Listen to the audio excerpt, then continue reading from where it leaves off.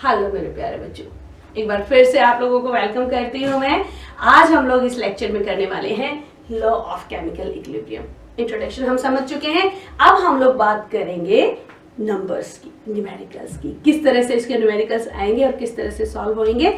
और क्योंकि जब हमने इक्विलिब्रियम की बात की है तो यहाँ पे लॉ की तो बात करेंगे ही करेंगे। केमिकल इक्विलिब्रियम का लॉ क्या कहता है?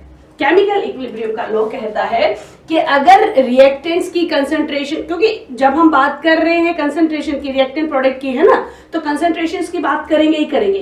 क्या पाया गया एक्सपेरिमेंटली कि जो कंसंट्रेशन थी प्रोडक्ट की, जितने भी प्रोडक्ट थे उनकी concentration divided by concentration of reactants वो हमेशा कांस्टेंट आ रही थी और उस कांस्टेंट को नाम दिया के।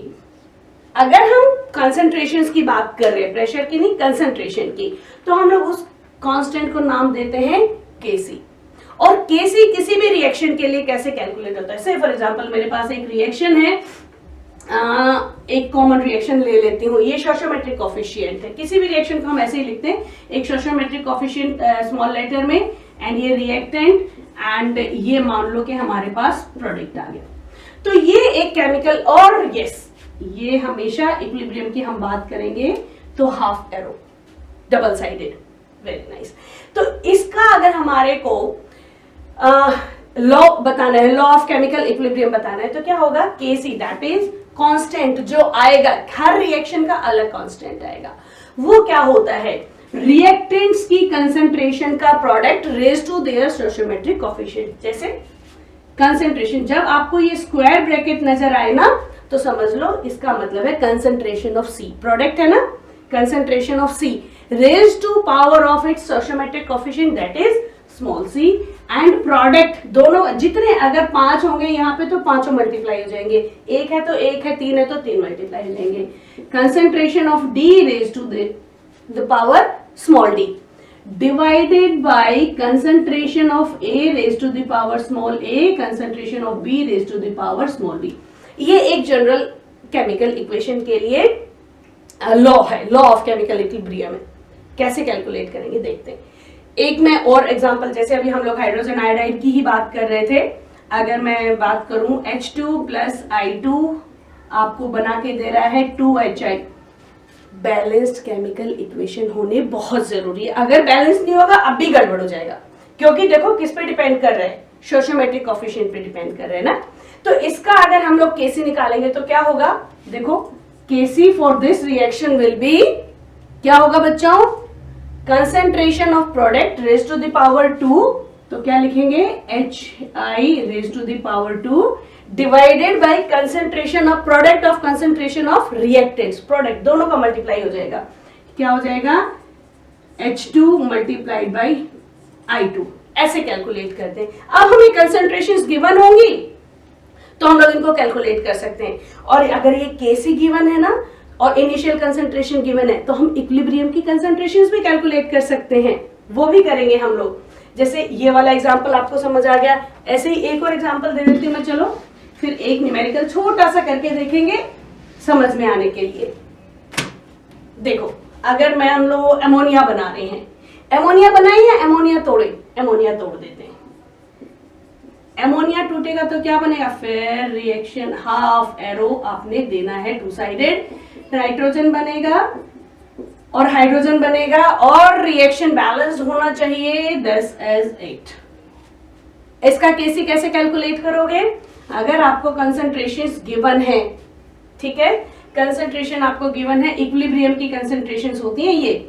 Now this is N2 multiplied by concentration of H2 raised to the power 3 divided by concentration of ammonia raised to the power 2। अगर ये फॉरवर्ड का है, बैकवर्ड का करेंगे तो देखो उल्टा हो जाएगा। अगर बैकवर्ड का करेंगे तो उसका केसी कैसे कैलकुलेट करोगे? इसका केसी हो जाएगा उल्टा, बैकवर्ड में ये हो जाएगा आपका प्रोडक्ट और ये हो जाएंगे रिएक्टेंट, तो हो जाएगा आपका ammonia raise to the power 2 divided by, अब तो मेरे को ये रब करना पड़ेगा, यहां से कर देते हैं, डिवाइडेड बाय इसके प्रोडक्ट क्या है? उल्टा हो जाएगा ना, बैकवर्ड के रिएक्टेंट ये हो जाएंगे, प्रोडक्ट ये हो जाएंगे। तो रिएक्टेंट हो गया आपका N2 का कंसंट्रेशन मल्टीप्लाइड बाय H2 का concentration raise to the power 3। समझ में आ गई बात? देखो चलो इसी के लिए एक एग्जांपल ले लेते हैं। से फॉर एग्जांपल जब हम लोगों ने रिएक्शन किया, कोई रिएक्शन हो रहा है, ये N2, तो वहां पे आप लोगों को कंसेंट्रेशंस गिवन है। एग्जांपल ले लेते हैं, मान लो आपको N2 की कंसेंट्रेशन गिवन है 1.6 into 10 raise to the power -2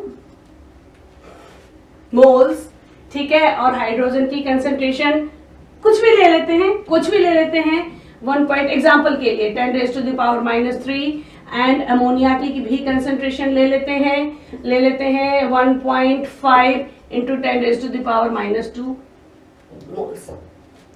तो अगर हम लोगों को इस वाले रिएक्शन का केसी कैलकुलेट करना है तो कैसे करेंगे?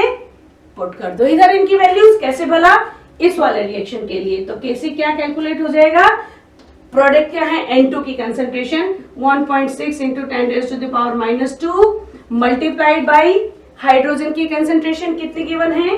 1.8 into 10 raise to the power -3 divided by किसकी कंसेंट्रेशन? एमोनिया। अच्छा ये raise to the power 3, very important, divided by ammonia की कंसेंट्रेशन गिवन है 1.5 into 10 raise to the power -2 raise to the power 2। बस इतना सही, सिंपल है ना? चलो केसी आपको पता चल गया। केसी मतलब हम लोग कांस्टेंट है, इक्विलिब्रियम कांस्टेंट है जब हम कंसंट्रेशंस की बात कर रहे हैं। एक और बताऊं, केसी हो गया, केपी सुन लो।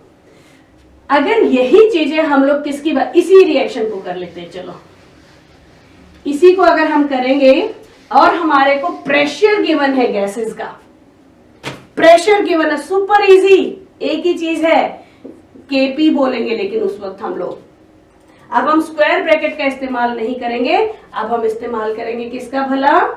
अब हम इस्तेमाल करेंगे प्रेशर का। किसका प्रेशर? बात वही रहेगी, pressure of N2 multiplied by pressure of H2 raise to the power 3। Same रहेगा, कुछ चेंज नहीं, खाली अब हम क्या लेंगे? प्रेशर लेंगे।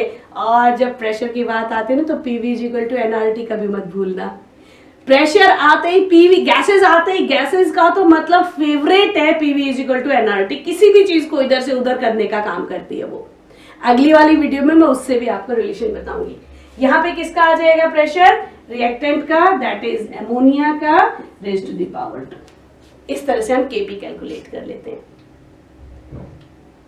ये वाला छोटा सा टॉपिक था जिसमें मैंने आप लोगों को लॉ बताया केमिकल इक्विलिब्रियम का, किस तरह से हम केपी और केसी कैलकुलेट करते हैं।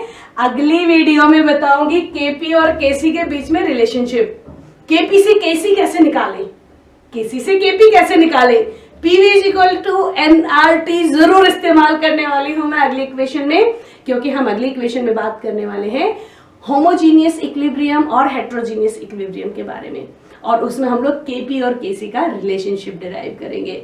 तो जब तक इसकी प्रैक्टिस करो, कुछ और न्यूमेरिकल सॉल्व करो, अपनी बुक में से न्यूमेरिकल्स लो, और आप लोगों को अगर नोट्स चाहिए तो एडुटॉप ऐप डाउनलोड कर लो। आप लोगों को notes, regular classes, live classes, videos, doubt clearing classes वहां पे मिलेंगी।